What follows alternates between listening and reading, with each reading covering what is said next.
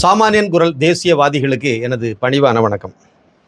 மிக சோகமான நாள் நீங்கள் காலையிலேருந்தே நேற்றுலேருந்தே ஆரம்பிச்சிட்டு நேற்றுலேருந்தே நமக்கு நேற்று மதியத்துக்கு மேறகு இந்த சாராய சாவை நம்ம கேள்விப்படப்படவே நமக்கு கொஞ்சம் ரொம்ப வருத்தமாகவே இருந்துச்சு.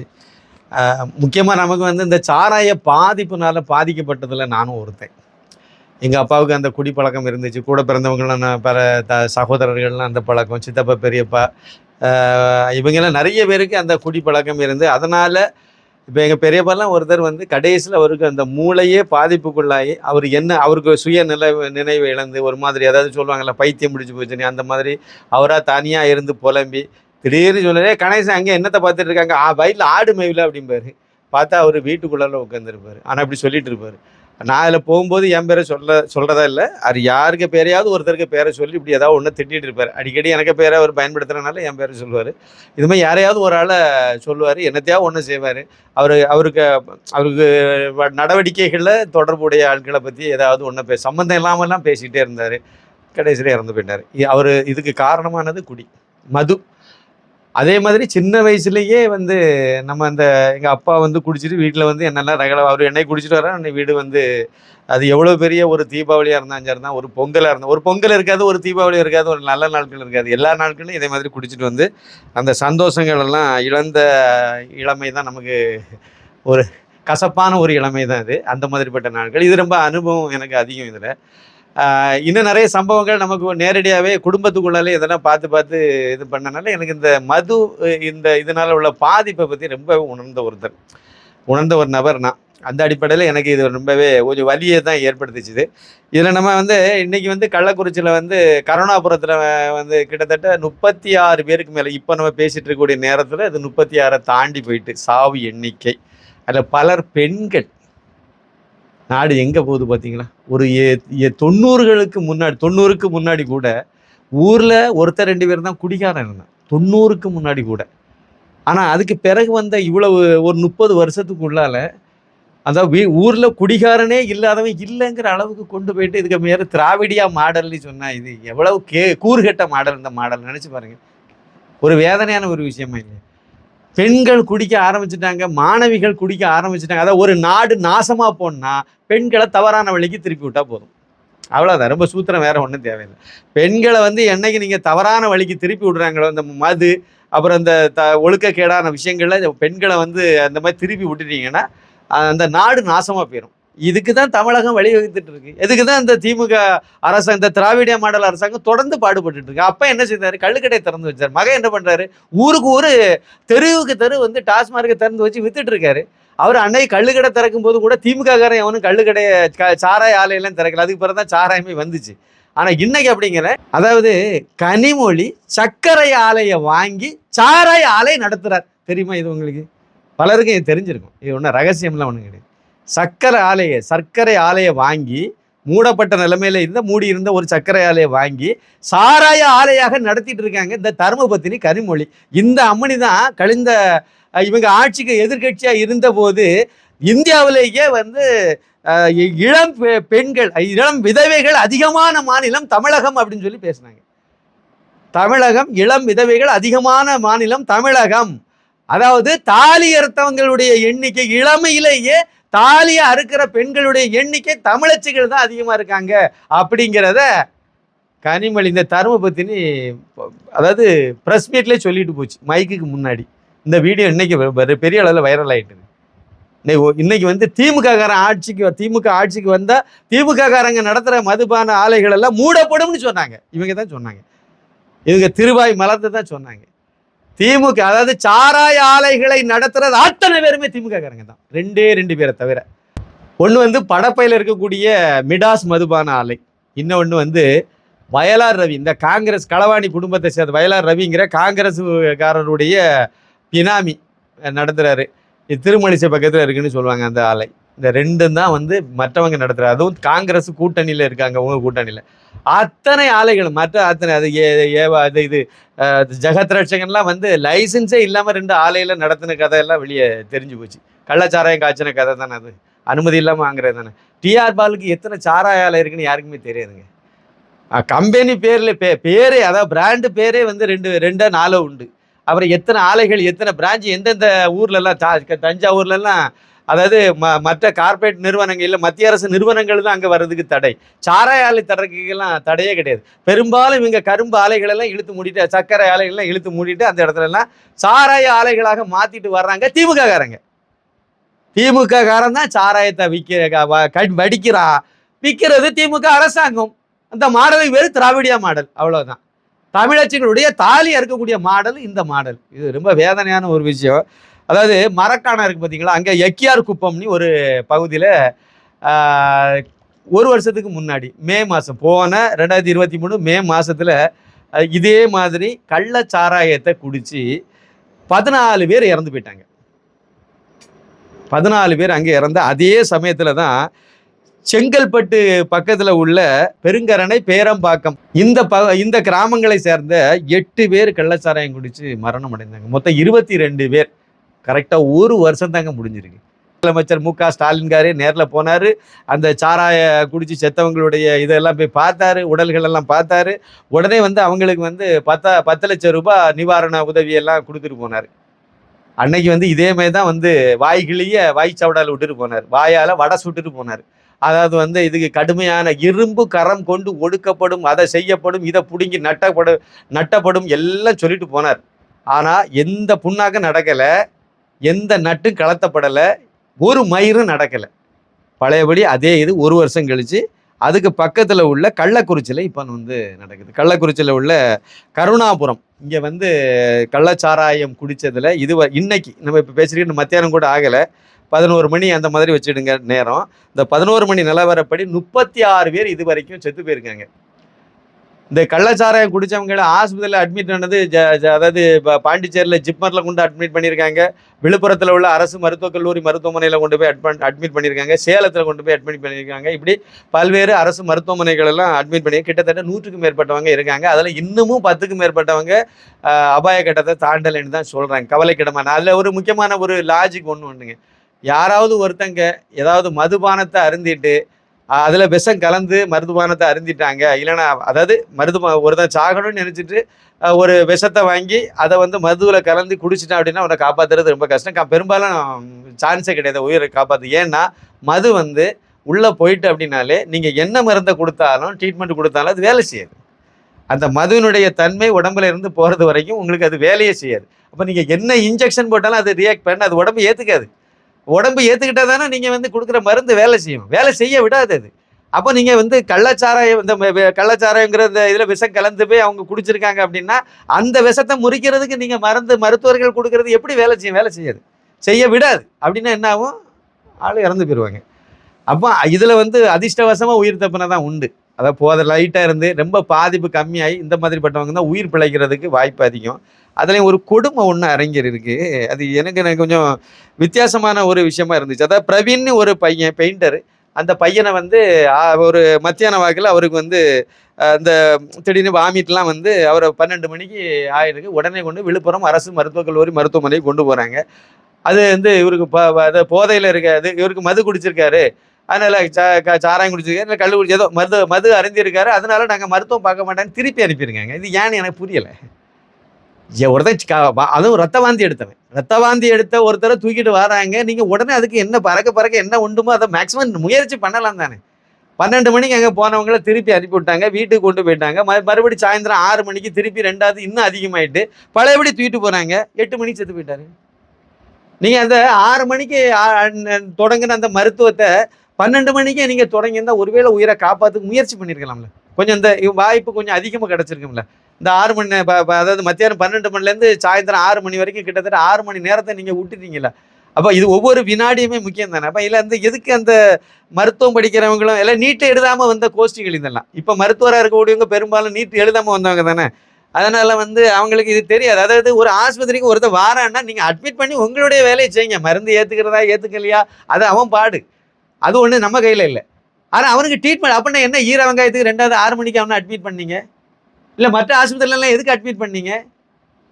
கேவலமாக இல்லையா? இப்படிப்பட்ட மருத்துவராக இருக்க தகுதி இல்லாதவன்லாம் மருத்துவன் ஆகினா இப்படி தான் இருக்கும். நீட்டு எழுதாமல் இந்த மாதிரி காசு கொடுத்துட்டு வந்தவங்களாம் இப்படி தான் இருக்கும். இந்த நீட்டு வேண்டாம்னு திமுக காரன்னு சொல்கிறாங்க. ஒரே ஒரு கேள்வி கேட்குறாங்க.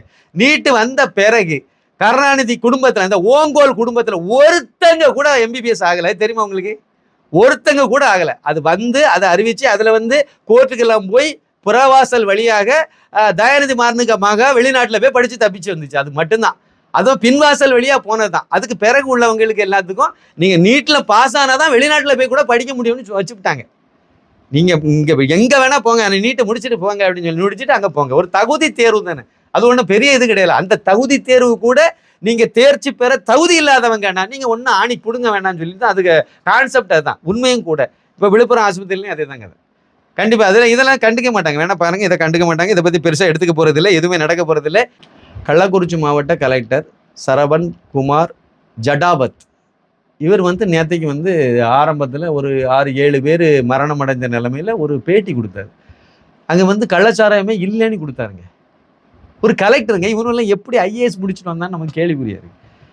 ஏங்க உங்களுக்கு அப்போ யார் உத்தரவு போட்டது? இந்த மாதிரி நீ அது வந்து வாந்தி பேதியில் வந்துச்சு, வயிற்று வலியில் வந்துருச்சுன்னு சொல்லு, இப்படி நீ அறிக்கை கொடுன்னு உனக்கு ஒருத்தன் சொன்னோம்ல, அந்த மேதாவி யாரு? முதலமைச்சர் சொன்னாரா? இல்லை மூத்த அமைச்சர்கள் யார் சொன்னது? அது இவங்க யாரும் சொல்லாம பண்ண போறதில்ல. அவங்க சொல்ல இருந்தா கூட நீங்க அதை கேட்கலாமா? ஒரு ஐஏஎஸ் முடிச்சுட்டு வந்த உங்களுக்கு அந்த அறிவு வேண்டாமா? இது உண்மை என்னங்கிறத சொல்ல வேண்டியதானே. நீங்க தடுத்திருக்கணும், தடுக்கிறதுக்குள்ள நடவடிக்கை எடுத்திருக்கணும், அது எடுக்கல. சரி, இப்ப நீங்க உண்மை நிலவரத்தை சொல்ல வேண்டிய அதிகாரியில நீங்க நீங்க உங்களுக்கு என்ன வேலை? அதிகாரி தானே நீங்க. உங்க கடமையை நீங்க முறையா ஆற்றணுமா வேண்டாமா? என்ன கர்மம் பிடிச்ச ஆட்கள்லயே தெரியல. ஒரு கலெக்டரா இருக்கக்கூடிய ஒரு எஸ்பி இதே கதையை தான் எஸ்பின்னு சொல்லியிருக்காரு. சமய் சிங் மீனா இதே தான், இவங்களே இதே தான் சொன்னாங்க. கலெக்டர் வந்து இப்போ வந்து டிரான்ஸ்ஃபர் ஆகி போயிட்டாரு. அப்புறம் வந்து சமய் சிங் மீனா எஸ்பி இருக்காரு, மாவட்ட காவல்துறை கண்காணிப்பார், அவர் உட்பட மற்ற அதிகாரிகள் எல்லாம் இப்போ வந்து சஸ்பெண்ட் பண்ணி வச்சிருக்காங்க. இந்த சிவாஜி கிருஷ்ணமூர்த்தின்னு ஒரு பரதேசி நாய் உண்டு தெரியுமா? இந்த திமுக பேச்சாளர்ங்கிற பேர்ல ஒருத்தர் இருக்கான் பாத்தீங்களா? கேவலமான ஒரு இழிபிறவி ஒருத்தர் இருக்கான் பாத்தீங்களா? இந்த கவர்னர்ல இருந்து இந்த பெண்கள் நடிகைகள் எல்லாத்தையும் இழிவுபடுத்தி மிக மிக வக்கரமா பேசிட்டு இன்னமும் வெளியே சுத்திட்டு தெரியாம பாத்தீங்களா? இவங்களே இப்படிதான் திமுகவில் இருந்து சஸ்பெண்ட் பண்ணுவாங்க. அப்புறம் 2 நாள் கழிச்சு 2 மாசம் கழிச்சு அப்புறம் வந்து அவங்க பொறுப்பு கிருப்பெல்லாம் கொடுத்துருவாங்க. இதே கான்செப்ட் தான் இப்போ இவங்களுக்கு சஸ்பெண்ட் செய்யப்பட்டிருக்காங்க. சரி, அது இருக்கட்டும். அப்புறம் வந்து இந்த வழக்கம் கொண்டு சிபிசிஐடி பக்கம் கொடுத்துருக்காங்க அப்படின்னு சொல்லிட்டு ஒரு இதை சொன்னாங்க. எல்லாம் பண்ணி எடுத்து முடிச்சுட்டு கதையை முடிக்கக்கூடிய அளவுக்கு வந்தாங்க. ஆனால் துரதிர்ஷ்டவசமாக அங்கே என்ன நடந்து போச்சுன்னா, அந்த சாவி எண்ணிக்கை வந்து எக்கு தப்பா மேலே போயிட்டே இருக்குது. சம்பிரதாயத்துக்கு ஒரு 2 அமைச்சர்கள் அங்கே போனாங்க. அங்கே போய் 2 பேரை பார்த்தாங்க. திரும்பி வந்தாச்சு. வந்துட்டு அப்புறம் வழக்கம் போல் முதலமைச்சர் மு.க. ஸ்டாலின் கார் வந்து காலையிலேயே அங்கே ஒரு திறப்பு விழாவை வச்சுட்டு நடந்தார். என்னதோ ஒரு நிகழ்ச்சியில் கலந்துட்டு இருந்தார். இவருக்கு இங்கே பக்கத்தில் இருக்கக்கூடிய அந்த கள்ளக்குறிச்சி போயிட்டு வர்றதுக்கு நேரம் கிடைக்கல. தேர்தலுக்கு முன்னாடி ஒரு வேளை இப்படி செத்துருந்தா அங்கே போயிருப்பாங்களா இருப்போம் போல்றதுக்கு தெரியல.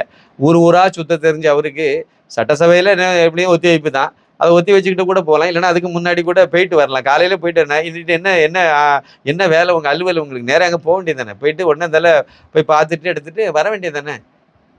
36 பேர் செத்த பிறகும் உங்களுக்கு இங்கேருந்து சென்னையிலேருந்து கிளம்புறதுக்கு மனசு வரமாட்டேங்கு. ஆனால் இனிமே இவங்க எல்லாம் சேர்ந்து வேற ஒரு கதை சொல்லுவாங்க. என்ன சொல்லுவாங்க தெரியுமா? 36 தமிழர்கள் இறந்து விட்டார். 36 கூடினுங்க, இன்னும் கொஞ்ச நேரத்தில் 40-45 எல்லாம் போயிடும். 40க்கு மேற்பட்ட தமிழர்கள் இங்கே இறந்து கிடக்கிறார்கள், பிரதமர் ஏன் வந்து பார்க்கவில்லை அப்படின்னு சொல்லுவாங்க. ஏன் இறந்தாங்க? கள்ளச்சாராயம் குடிச்சு. எப்படி இறந்தாங்க? கள்ளச்சாராயம் குடிச்சு இறந்தாங்க. ஏன் கள்ளச்சாராயம் வந்துச்சு? அதை தடுக்காம போனது யாரு? அந்த ஆட்சி யாருக்கு ஆட்சியில் இது இருக்கு? அவங்க அதுக்கு காரணம் என்ன? இதெல்லாம் தூக்கி பூசி மெழுகிட்டு அந்த பக்கமாக போய் வேற மாதிரி ஒரு கதையை வந்து சொல்லுவாங்க. இதுதான் வந்து நடந்துட்டு இருக்கு. அதாவது சேலத்தில் பார்த்தீங்கன்னா எடப்பாடி பக்கத்தில் இதெல்லாம் இந்த 2 நாளைக்குள்ள நடந்த விஷயம்தான். எடப்பாடி முந்தா நாள் நடந்த விஷயம். எடப்பாடியில் வந்து எடப்பாடி பக்கத்தில் ஒரு நல்ல போதையில் ஒருத்தன் நடு ரோட்டில் இருந்து ரகளை பண்ணி வரக்கூடிய வண்டிக்கு இடையில குறுக்க நெருக்கெல்லாம் போய் கடைசியில் ரோட்லேயே படுத்துட்டான்.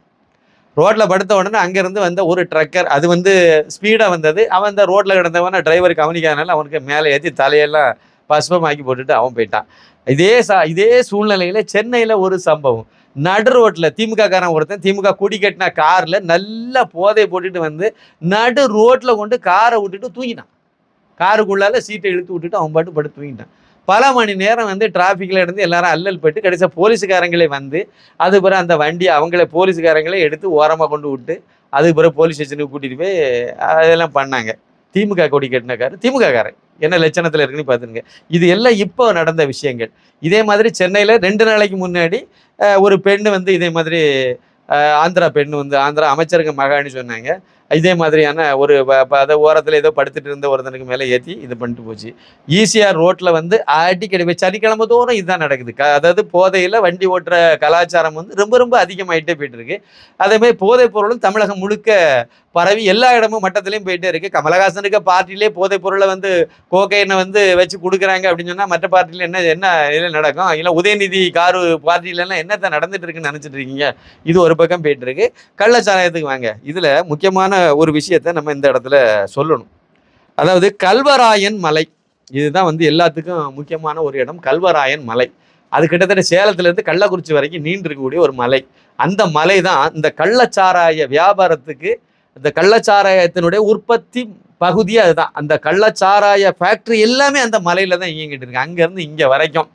இந்த மலையினுடைய அந்த கள்ளச்சாராய வியாபாரம் இதெல்லாம் நடந்துட்டு இருக்கு, வடிச்சிட்டு இருக்காங்க அப்படின்னா இங்கேருந்து தான் மூலப்பொருள் போகுது, கீழே இருந்து தான் போகுது. மலைக்கு மேலே கீழே இருந்து தான் அதுக்கு தேவையான ட்ரம்மு, அந்த பிளாஸ்டிக் டப்பா பெரிய பெரிய ட்ரம் இருக்குல்ல, இதை கொண்டு போகிறது. அப்புறம் வந்து சக்கரை கொண்டு போகிறது. அப்புறம் வந்து பேட்டரியோ என்ன கருமத்தை போட்டு கலக்கிறாங்களோ தெரியாது, எல்லாத்தையும் தூக்கிட்டு போகிறது. டியூப்பை கொண்டு போகிறது. எல்லாம் டெம்போவில் ஏற்றி மலைக்கு மேலே வரைக்கும் போகுது. எப்படி போலீஸ்காரனு தெரியாமல் இருக்கும்? எப்படி ஃபாரஸ்ட் டிபார்ட்மெண்ட்டில் உள்ள ஆட்களுக்கெல்லாம் எப்படி தெரியாமல் இருக்கும்? இது நம்ம கொஞ்சம் யோசிக்க வேண்டிய ஒரு முக்கியமான ஒரு விஷயம் இது. இதெல்லாம் அங்கே போகுது, போய் எல்லாமே பண்ணுறாங்க. இதெல்லாம் பண்ணி முடித்து கடைசியில் அங்கேருந்து சாராயமாக கிட்டத்தட்ட 7 தருமபுரி உட்பட 7 தருமபுரி, சேலம், கள்ளக்குறிச்சி இதெல்லாம் சேர்த்து மொத்தத்தில் ஒரு 7 மாவட்டங்களுக்கு இது வந்து சப்ளை ஆகிட்டு இருக்கு. இந்த சப்ளை வந்து ஏதோ இப்போ 2 வருஷமாக தான் நடக்குது அப்படிலாம் கிடையாது. கிட்டத்தட்ட 70 வருஷத்துக்கு மேலே அந்த கல்வராயன் மலையில் வந்து சாராய வடிக்கிறது வந்து ஒரு தொழிலாகவே தொடர்ந்து நடந்துக்கிட்டே வருது. கள்ளச்சாராயம் உற்பத்தி செய்கிறது ஒரு தொழிலாகவே நடந்துட்டு இருக்கு. அது வந்து ஒரு அளவுக்கு அங்கே ஒன்றும் இங்கே ஒன்றுமா மறைமுகமாக அந்த மலையில் பயன்படுத்தி நடைமுறையில் இருந்த ஒரு விஷயம். கடந்த ஒரு 20 வருஷங்களுக்கு உள்ளால, ஒரு 15 வருஷத்துக்கு மேலே எப்படி எடுத்துக்கலாம், 15 வருஷத்துக்கு மேலே 20 வருஷத்துக்கு உள்ளால மிகப்பெரிய அளவில் அந்த சாராய வெடிப்பு வந்து கொடிகட்டி பறக்க ஆரம்பிச்சிட்டு. இதுக்கு முக்கியமான காரணம் யாரு அப்படின்னு பார்த்தீங்கன்னா சங்கராபுரம் எம்எல்ஏ. சங்கராபுரம் எம்எல்ஏ பேர் உதயசூரியன், திமுக எம்எல்ஏ. இவர் வந்து கள்ளக்குறிச்சி வடக்கு மாவட்ட செயலாளர். கள்ளக்குறிச்சி வடக்கு மாவட்ட திமுக செயலாளர். 4வது முறையாக உதயசூரியன் எம்எல்ஏயாக இருக்கார். இவருடைய கட்டுப்பாட்டில் தான் கல்வராயன் மலையில வந்து சாராய வடிப்பு நடைபெற்று வருகிறது. இது வந்து எல்லோருக்குமே தெரிஞ்ச ஒரு விஷயம். ஆனால் இந்த உதயசூரியன் மேலே இதுவரைக்கும் எந்த நடவடிக்கையும் எடுக்கவே இல்லை. ஒரு போலீஸ்காரங்க அப்பப்போ இந்த கல்வராயன் மலையில் வந்து ஒரு ரைடுங்கிற பேரில் போகிறாங்க. போகிறதுக்கு முன்னாடி அவங்க தகவல் சொல்கிறதே உதயசூரியனுக்கு தான். உதயசூரியனுக்கு தகவல் சொல்லிட்டு இப்படி நாங்கள் போக போகிறோம், எங்களுக்கு ப்ரெஷர் வந்திருக்கு, எங்களுக்கு மேலே இருந்து அழுத்தம் அதிகாரிகள் உத்தரவு போடுறாங்க, அதனால ஒரு ரைடு நாங்கள் போகலாமான்னு ஒரு பெர்மிஷன் கேட்டு இந்த உதயசூரியன் திமுக எம்எல்ஏ உதயசூரியன் வந்து சரி நீங்கள் போங்கன்னு சொல்லிட்டு இவர் அங்கே இன்ஃபார்ம் பண்ணி மலையில் வடிக்கிறவன்லாம் நீ கொஞ்சம் ஒதுங்கி போயிரு, ஆகுனாங்கன்னா 4 காலி டப்பாவை போட்டு வச்சிரு, வந்து அவங்க அதை எடுத்துகிட்டு போவாங்க அப்படிங்கிற மாதிரி கடந்த 15 வருஷத்துக்கு மேலே இவர் 4வது முறையாக எம்எல்ஏ இருக்கார். அப்படின்னா நீங்கள் வருஷத்தை கணக்கு பண்ணி பார்த்துடுங்க. ஒரு 17-18 வருஷமா இதே தொழில் தான் நடக்கு. ஒருத்தர் கூட கைது செய்யப்பட்டதாக தகவல் இல்லை விசாரிச்சதுல. ஆனால் இவ்வளவு ரொம்ப கச்சிதமாக இது நடந்துகிட்டே இருக்கு. இதே மாதிரி வந்து கள்ளக்குறிச்சி தெற்கு மாவட்ட செயலாளர், அதாவது வசந்தன் கார்த்திகேயன், இவங்களுக்கு இதில் பங்கு இருக்குன்னு சொல்றாங்க. இல்லை கமிஷன் தானே. வடக்கு மாவட்டம் மட்டும் பயனடைஞ்ச போதுமா? தெற்கு மாவட்ட திமுக செயலாளர் மட்டும் சும்மாவா? தெற்கு மாவட்ட செயலாளர் திமுக செயலாளர் இருக்கார் பார்த்தீங்களா, மாவட்ட செயலாளர், அவருடைய உறவினர் தான் இப்போ எம்பியா தேர்ந்தெடுக்கப்பட்ட மலையரசன். இது இவ்வளவு பின்னணி அதுக்கு உள்ளால இருக்கு. இது எப்படி இருந்தாலும் உதயசூரியன் வந்து இதுல முக்கியமான ஒரு கேரக்டரா இருக்கார். உதயசூரியன் எம்எல்ஏ, திமுகவினுடைய கள்ளக்குறிச்சி வடக்கு மாவட்ட செயலாளர். இவர் வந்து மிக மிக முக்கியமான அந்த சாராய வடிக்கிறது எல்லாத்துக்கும் இவர் தான் வந்து ஹெட்டா இருக்கார். இவருக்கு அனுமதி இல்லாமல் அங்கே எந்த சாராயமும் வடிக்கப்படவில்லை அப்படிங்கிறது அங்கேருந்து கள நிலவரம். இன்று காலையில் எனக்கு சொல்லப்பட்ட தகவல். நான் விசாரிக்கும் போது கள்ளக்குறிச்சியிலேருந்து எனக்கு கிடைச்ச தகவல் இது. இதை வந்து ஏற்கனவே சவுக்கு சங்கர் ஒரு வீடியோவில் சொல்லியிருக்கார். அதுவும் இன்னைக்கு வைரலாக ஓடிட்டு இருக்கு. இந்த அளவு டீட்டெயில்டாக சொல்லலை, ஆனால் உதயசூரியன் பேரெல்லாம் அவர் பயன்படுத்தியிருக்காரு. அந்த ஆள் தான் அதில் வந்து எல்லாம் பண்ணிட்டு இருக்காரு அப்படிங்கிறதெல்லாம் அவர் சொல்லியிருப்பாரு. அது உண்மை. நான் விசாரிச்சதுல அது உண்மை 100%. அதில் தான் எனக்கு இந்த 70 வருஷத்துக்கு மேலே இதெல்லாம் நடந்துட்டு இருக்குங்கிற தகவல்லாம் எனக்கு கிடைச்சிது. 7 மாவட்டத்துக்கு இடையில இது போகுதுங்கிறதும் உண்மை. போலீஸுக்காரங்க மேலே ரைடுக்குன்னு போகன்னா கூட கிட்டத்தட்ட அதுக்கு உள்ளால வந்து 80 கிராமங்கள் இருக்குதான். கல்வராயன் மலை பகுதிக்கு உட்பட்ட பகுதிகளில் 80 கிராமங்கள், அதை ஒட்டி அந்த இதில் 80 கிராமங்கள் வருது. ஆனால் 3 போலீஸ் ஸ்டேஷன் தான் இருக்குதான். இந்த 3 போலீஸ் ஸ்டேஷன்லேயும் வந்து ரொம்ப குறைவான போலீஸ்காரங்களை தான் வச்சுருக்காங்க. இந்த மது ஒழிப்பும் ஆயத்தீர்வை இதெல்லாம் வந்து சும்மா பேருக்கு வச்சுருக்காங்க. அது எதுவுமே பெரிய அளவில் அங்கே போகலை. ஏன்னா அங்கே போக முடியாது. அந்த மாவட்ட செயலாளர் உதயசூரியனை தாண்டி அங்கே எதுவுமே அவர் ஒரு குட்டி ராஜாங்கமே அங்கே நடத்திட்டு இருக்கார். அதனால இவரை தாண்டி அங்கே எதுவுமே செயல்பட முடியலை. அதனால அங்கே வந்து கள்ள சாராயத்துக்கு அதாவது பயனாளி யாரு? திமுக காரன் தானே, கண்டுக்கல, அவ்வளோதான். மாவட்ட செயலாளர் திமுக காரன், உதயசூரியன் எம்எல்ஏ, அவர் அங்கே சாராயம் வடித்து வித்துட்டு கிடக்காரு. முதலமைச்சர் மு.க. ஸ்டாலின் எப்படி தடுப்பார் அதை? அவன் கேட்பாமல, திருப்பி கேட்பாமல. டிஆர் பாலு சாராய கடையை வச்சு வித்துட்டு கிடக்கலாம், ஜெகத் ரட்சகர்னு வித்துட்டு இருக்கலாம், அப்புறம் கனிமொழி அந்த தருவபத்தினி சாராய ஆலையை வச்சு சம்பாதிச்சுட்டு இருக்கலாம். நான் மட்டும் என்ன இழிச்ச வாங்கினா, நாங்கள் இந்த மலையில ஏதோ பண்ணிட்டு இருக்கேன், நீங்க ஏன் கண்டுக்கிட்டுன்னு கேட்பாரு. அப்படிதானே நடந்துட்டு இருக்கு. ஏங்க இன்னைக்கு நிறைய பேரை விசாரணையில நடத்தி நிறைய பேர் கைது, 10 பேர் கைது, தலைமறைவு, இவர் எல்லா வெங்காயமும் சரிதான். இந்த எம்எல்ஏ தான், உதயசூரியன் தான் வந்து அதில் முக்கியமான புள்ளி குற்றவாளிங்கிறது உங்களுக்கு தெரியுமா தெரியாதா? சிபிசிஐடி விசாரணை நடத்துறாங்களாம். சிபிசிஐடி அது வந்து அந்த போலீஸ் டிபார்ட்மெண்ட் யாரு கையில் இருக்கு? மு.க. ஸ்டாலின் காரு கையில் இருக்கு. மு.க. ஸ்டாலின் காரு எப்படி நடவடிக்கை எடுப்பாரு? அவருக்கு கையில் தான் போலீஸ்காரங்க இருக்காங்க, போலீஸ் டிபார்ட்மெண்ட் இருக்கு. போலீஸ் டிபார்ட்மெண்ட் அவரை சொல்றதை மீறி, அவருக்கு உத்தரவு மீறி நடவடிக்கை எடுத்து விடுவாங்களா? அவங்க கையை முதல்ல அவுத்து விட்டா தானே அவங்க வந்து உதயசூரியனை தூக்கி தெருவில் இழுத்துட்டு வருவாங்க. சாராய இது பார்த்துடுங்க, சாராயம் விற்கிறவன் இது வரைக்கும் கைது செய்யப்படலை. வடிக்கிறவன் கல்வராயன் மலையில் கைது, சாராயம் வடிக்க ஊரல் வைக்கிறவன், சாராயத்தை வடிக்கிறவன் இது வரைக்கும் கைதாகலை. ஆனால் 1 வருஷத்துக்கு முன்னாடி நீங்கள் மரக்காணத்தில் வந்து நடந்த அந்த இது, இல்லைன்னா செங்கல்பட்டில் மொத்தத்தில் ஒரு 22 பேர் செத்தாங்கல்ல, அதுக்கு சாராயம் சப்ளைங்கிறது தான் போயிருக்கு. கல்வராயன் மலையில் வடிக்கப்பட்ட சாராயம் தான் அந்த கிட்டத்தட்ட ஒரு 7-8 மாவட்டங்களில் போகுது. அது மற்ற வட தமிழகத்தில் பெரும்பகுதின்னு நீங்கள் எடுத்துடுங்க, அப்படி எடுத்துடுங்க. அங்கே வரைக்கும் இதுதான் போயிருக்கு, மரக்காடு வரைக்கும் இந்த சாராயம் தான் போயிருக்கு, கள்ள சாராயம். ஆனாலும் கூட அப்படின்னா முதலமைச்சர் தெரியாதா இது எங்கேருந்து வருதுன்னு தெரியாதா? இந்த தகவல் எனக்கு கிடைச்ச தகவல் முதலமைச்சருக்கு வந்து கிடைக்கல அப்படின்னா தகுதி இல்லாத ஆளு முதலமைச்சர்னு சொல்லுவேன். ஒரு நாட்டினுடைய மாநிலத்தினுடைய முதலமைச்சர், அவரு கையில உளவுத்துறை இருக்கு, காவல்துறை இருக்கு, எல்லா துறையும் கையில வச்சிருக்காரு. ஆனா அவ்வளோத்தையும் வச்சுட்டு கல்வராயன் மலையில சாராயம் வடிக்கிறாங்கிறே தெரியாதுன்னு சொன்னார்னா, அதுக்கு வந்து இப்ப திமுக எம்எல்ஏ தான் அதுக்கு ஹெட் ஆபீஸ், தலைமையுமே இவர் தான் தலைமை வகிக்கிறார் அப்படிங்கிறது தெரியாது அப்படின்னு இவர் எப்படி சொல்ல முடியும்? சொன்னார்னா அவருக்கு தகுதி இல்லாத ஆள் தானே. முதலமைச்சருக்கு நாற்காலிக்கு தகுதி இல்லாத ஒருத்தரை தான் முதலமைச்சர் அப்படித்தான் வச்சிருக்கோம், அது வேற கதை. இன்னொருத்தர் முக்கியமான ஆள் இது, இந்த கள்ளச்சாராய வியாபாரிகளுக்கெல்லாம் தோழன் யாருன்னு பார்த்தீங்கன்னா செஞ்சி மஸ்தான் அமைச்சர். அப்போ அந்த அமைச்சர் ஆதரவு, எம்எல்ஏ ஆதரவு, மாவட்ட செயலாளர், வடக்கு மாவட்ட செயலாளர், தெற்கு மாவட்ட செயலாளர் எல்லாருமே அதுக்கு ஆதரவாக இருக்காங்க. அவங்களுக்கு தேவையான அமௌண்ட்டு கரெக்டாக மாதம் கப்பம் கட்டிட்டு இருக்காங்க, வந்துட்டு இருக்கு. காவல்துறையினர் கண்டுக்காமல் இருக்கிறதுக்கு அவங்களுக்கு தேவையானதை கொடுத்துட்றாங்க. நடக்க தானே செய்யும் வியாபாரம். எப்படி நீங்கள் கட்டுப்படுத்துவீங்க? கட்டுப்படுத்தினா அண்ணாமலையே ஒரு 2 மாதம் முதலமைச்சர் நாற்காலியில் உட்கார வைங்க. அவர் உட்கார்ந்து 24 மணி நேரத்தில் அங்கே சாராய வியாபாரம் விட்டு அப்படியே ஆந்திரா பக்கம் ஒதுங்குறானா இல்லையானு பாருங்க. ஆந்திரா, கர்நாடகா, கேரளாக்கு ஓடி போறாங்களாடி பாருங்க. அப்ப இதை ஒழிக்கணும், யாரை ஒழிக்கணும்? உதயசூரியன் எம்எல்ஏ ஒழிக்கணும்.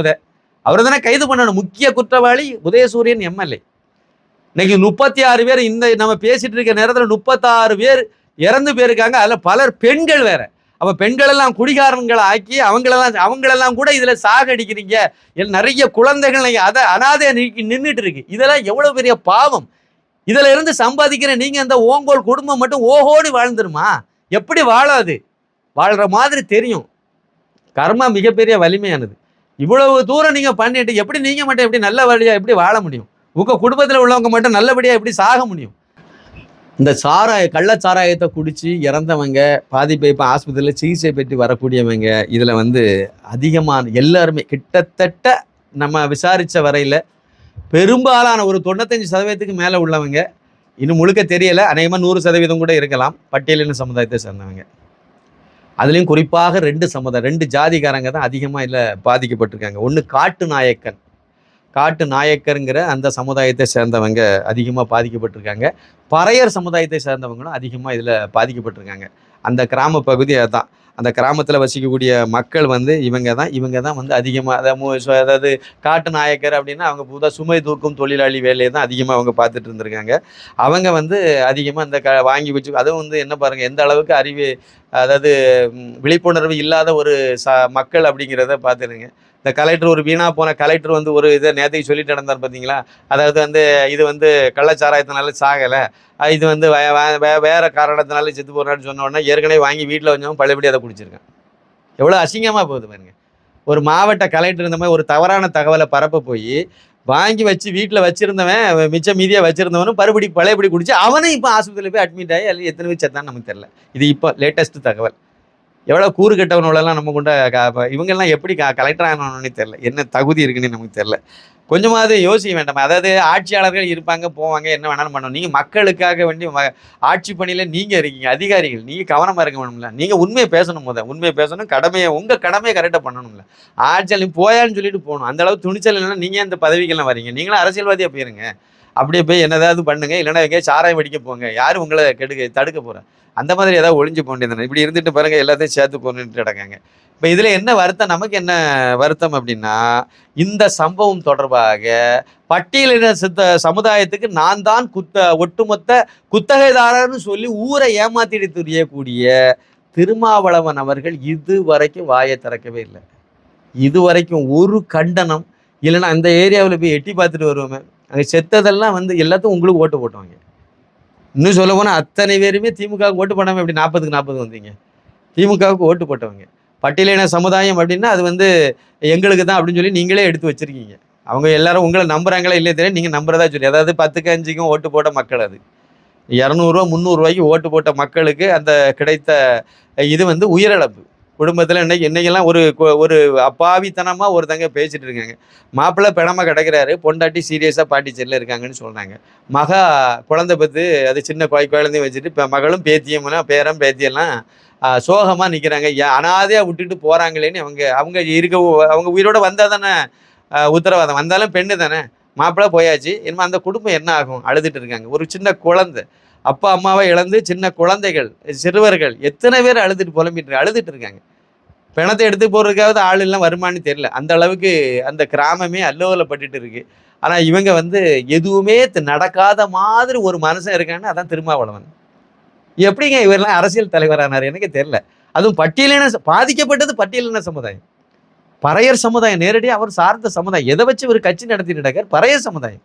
இந்த வாய்களையே டிவியில் உட்காந்து பேசுகிற ஒரு ஆளை காணலங்க. அந்த ரஞ்சித்னு ஒருத்தர் உண்டு, இது ஆபூன்னா உடனே தூக்கிட்டு வந்துடுவார். அது வந்து ஜாதி மறுப்பு திருமணம், ஜாதி கடந்த திருமணம் எல்லாம் வந்துடுவாங்க, வாயை திறக்கலை. அது மாதிரி சமூக நீதி போராளிகள்ங்கிற பேரில் இருக்கக்கூடிய ஒருத்தங்க கூட, வீரமணின்னு ஒரு சைக்கிள் திருட உண்டு பார்த்தீங்களா, யாருமே வாயை திறக்கலை. அதை விட எல்லாத்துக்கும் மேலே இந்த சாராய ஒழிப்பு போராளிகள் கொஞ்சம் பேர் உண்டு. இந்த கோவணி ஒருத்தன் கிடந்து பாட்டெல்லாம் பாடிட்டு தெரிஞ்ச அந்த ஆள் எங்கே தண்ணி அடிச்சுட்டு மட்டை ஆனானு தெரில, எங்கே இருக்கானா இல்லையா, செத்து போயிட்டானு தெரில, அவனுக்கு கள்ளச்சாராயம் குடிச்சு எடுத்து செத்து போயிட்டானோ என்னவோ தெரில, ஆள் இருக்கா எங்கன்னே தெரில, அந்த அளவுக்கு இருக்குது. அதை விட நந்தினி ஒருத்தி இந்த மதுரையில் ஒன்று உண்டு, அதெல்லாம் என்ன ஜென்மம்னே தெரில. அப்பன் மகன் தங்கச்சி எல்லாரும் சேர்ந்து தான் மது ஒழிப்பு போராளிகள் இவங்க எல்லாம். இந்த புண்ணாகெல்லாம் இப்போ எங்கே போச்சுன்னே தெரில, எங்கே இருக்காங்களா இல்லையா, இவங்களே எங்கேயாவது மட்டையை கிடக்கிறாங்களான்னு தெரில. இவங்க எல்லாருமே போராளிகள். அடுத்து இந்த தகரடப்பா கவிஞர் ஒருத்தர் உண்டு தெரியுமா, வைரமுத்துங்கிற பேரில் கவிதையும் காணல, ஒரு புண்ணாக்கையும் காணல, ஆளையும் காணல. அதுவும் ஒரு கஞ்சா அடிச்சுட்டு எங்கே மல்லாக்க கிடக்குன்னு தெரியல. அதுக்கு பிறகு வந்து திருமுருகன் காந்தினி ஒரு தெருப்பொறிக்கு நாய் ஒன்று உண்டு. அதாவது இது பொறுக்கி தேசம்னு சொல்லிட்டு அலையும், எங்கே போச்சுன்னு தெரில. எஸ்வி சேகர்னு ஒரு பெரிய சமூக போராளி ஒருத்தர் திடீர்னு அவதாரம் எடுத்தார், எங்கே போய் நாசமாக போனார்னு தெரியல. இதே மாதிரி இன்னும் மிச்சம் இது இன்னும் நிறைய பேர் இருக்காங்க. ஆர்ஜே பாலாஜின்னு ஒரு நடிகன் உண்டு, இருக்கானா இல்லையா அந்த ஆளு. பிரகாஷ்ராஜ்னு ஒருத்தர் ரொம்ப வாய்களையே ட்விட்டர் போட்டுட்டு ரொம்ப பெருசாலாம் பீத்திட்டு தெரிஞ்சான், அந்த ஆள் இருக்கானா இல்லையா தெரியல. சத்யராஜ்னு ஒருத்தர் உண்டு, இவங்கள பெரிய பெரிய சமூக போராளிகள், எங்கே போறான்னு தெரியல. சூர்யானி ஒருத்தர் உண்டு, எங்கே போய் மிச்சர் சாப்பிட்டுட்டு இருக்காருன்னு தெரில. அப்படித்தான் ஒரு இதுக்கு முன்னாடிலாம் 2017 நீங்கள் ட்வீட் அப்படி தான் போட்டு வச்சிருந்தார். இதெல்லாம் நண்பர்களே நாம எல்லாம் இப்போ மிச்சர் சாப்பிட்டுட்டு இருக்கோம் அப்படிங்கிறத நினைவுபடுத்துறாரு. அப்படி இந்த ஈர வெங்காயம் நினைவுபடுத்திச்சு. இன்னைக்கு எங்கே போய் படுத்துட்டு கிடக்கு, இல்லை எங்கே போய் குடிச்சிட்டு கிடக்குன்னு தெரியல. அவங்க தம்பி என்ன ஆனாருன்னு தெரியல. அதுக்கு பிறகு வந்து ஜோதிகா அந்த தர்ம பத்தினி எங்கே போச்சுது, பெரிய சமூக போராளிகள் இவங்கெல்லாம். அமீர்னு ஒருத்தன் உண்டு, தெரியல ஆள் எங்கன்னு தெரியல. அப்புறம் எல்லாத்துக்கும் மேல ஒரு தலைக்கட்டு உண்டு, ரகுமான். ஊன்னா ட்விட்டர்ல பெரிய சமூக அக்கறையெல்லாம் காட்டிடுவாங்க. அதே மாதிரி வந்து விஜய் சேதுபதி, சித்தார்த்து மறந்துட்டேன், முக்கியமான ஒரு ஆள் சித்தார்த்து. அப்புறம் ஐஸ்வர்யா ராஜேஷ்னு ஒரு அம்மனி உண்டு, எங்க போச்சுன்னு தெரியல. இன்னும் நிறைய பெண் போராளிகள் எல்லாம் திரைத்துறையில உண்டு. இவங்கெல்லாம் இருக்காங்களா இல்லையா, இல்லை வெளிநாடுகளுக்கு போயிட்டாங்களா, இல்லை வேற வேற நிகழ்ச்சிகளுக்கு போயிட்டாங்களான்னு தெரியல. இவங்க யாருமே இப்போ களத்திலேயே காணல. நம்ம ஜிவி பிரகாஷ் அவரெல்லாம் பெரிய சமூக போராளி, ஆளே காணல. ரஞ்சித்திலிருந்து ஆரம்பித்து தலித்தியம் பேசிக்கிட்டு தெரிஞ்ச ஒருத்தர், அந்த மாரி செல்வராஜன்லாம் ஒருத்தர் உண்டு. இவங்க எல்லாம் வந்து அந்த தலித்தியம், அதாவது பட்டியலின சமுதாயத்துக்கே குத்தகை எடுத்த ஆளு மாதிரி பேசிக்கிட்டே தெரிஞ்சாங்க. ஒருத்தங்க கூட, எவ்வளவு பேர், எத்தனை பேருங்க செத்துருக்காங்க? 36 பேர் செத்துருக்காங்க. இன்னும் உத்தர முடியல. கண்டிப்பாக 40 தாண்டி தான் இது நிற்கும் கண்டிப்பாக. ஏன்னா நிறைய பேர் இன்னமும் சீரியஸாக தான் இருக்காங்க. ஒரு தொலைக்காட்சிகள் கூட இதை வந்து ஒரு விவாதம் நடத்துறதுக்கு தயாரில்லை. பத்திரிகைகள் முடிஞ்ச வரைக்கும் வந்து இதை மறைச்சிக்கிட்டு அப்படியே வந்து அது வந்து இவர் இது சம்பந்தமாக ஆலோசனை நடத்துறாரு, அதை பண்றாரு, இதை பண்ண வேற வேற சுத்தலுக்கு தான் போயிட்டு இருக்காங்களே தவிர முதலமைச்சர் ஏன் அங்கே இன்னும் போகலை, இல்லை முதலமைச்சர் இதுக்கு என்ன செய்ய போறாரு, இதை பற்றியும் இவங்க கவலைப்படவே இல்லை. அப்போ இதெல்லாம் வந்து சூழ்நிலைகள். இங்கே வந்து நடிகர் விஜய் இவர் வந்து நேத்திலிருந்தே பார்த்தாரு, ஒன்றும் வழி இல்லை. காலையில் ஏதோ போதையெல்லாம் தெரிஞ்செடுத்து ஒரு 9 மணிக்கு வந்து ஒரு இதை வந்து கொடுத்துருக்காரு. என்ன சொல்லியிருக்காரு அப்படின்னா, அதாவது இது வந்து போன வருஷம் இந்த மாதிரி நடந்த பிறகும் வந்து அலட்சியமாக, அரசினுடைய அலட்சியத்தை தான் இது காணிக்குது, மறுபடியும் இது நடந்தது, அதனால இனிமேல் கவனமாக இருக்கணும்னு சொல்லி ரொம்ப அழகாக அறிவுறுத்தியிருக்காரு. கண்டிக்கலை, அறிவுறுத்தியிருக்காரு. இதுக்கு யார் காரணம், அவங்கள கண்டுபிடிக்கணும், அதெல்லாம் கிடையாது. அந்த உதயசூரியன் எம்எல்ஏ தான் சூத்திரதாரியாக இருக்காரு, அவருக்கு இதில் தான் எல்லாமே நடந்துட்டு இருக்கிற தகவல் கூட ஒரு கட்சியை ஆரம்பித்து நடத்திட்டு இருக்கக்கூடிய விஜய்க்கு தெரியுமா தெரியலையாங்கிறது எனக்கு தெரியாது.